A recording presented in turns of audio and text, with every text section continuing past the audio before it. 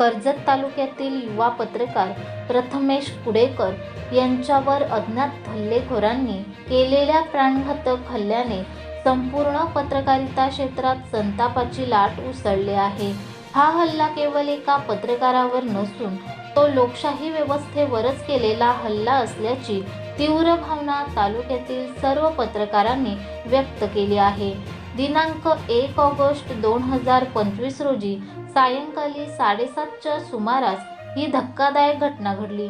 पत्रकार प्रथमेश कुडेकर आणि त्यांचे मित्र मयूर रणदिवे हे नेहमीप्रमाणे चारफाटा येथील ठाकरे उपहारगृह येथे चहा पिण्यास गेले होते। तेथून परतताना कृषी विद्यापीठाच्या जुन्या प्रवेशद्वारासमोर एकाने हात करून त्यांना थांबवले। त्यावेळी त्यांना वाटले की कोणी पत्ता विचारतोय म्हणून ते थांबले।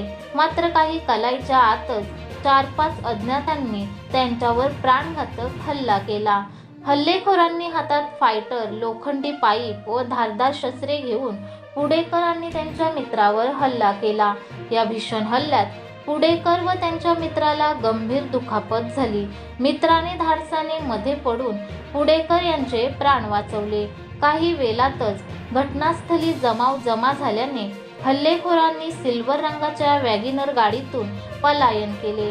या घटनेनंतर पत्रकार क्षेत्रात संतापाचा उद्रेक झाला असून यावेळी पत्रकारांनी एकमुखाने हल्ल्याचा निषेध केला व पत्रकार सुरक्षा कायदा अंमलात यावा, हल्लेखोरांवर कठोर कारवाई व्हावी आणि प्रकरण गंभीरतेने घेण्यात यावे अशी मागणी तालुक्यातील पत्रकारांकडून केली जात आहे।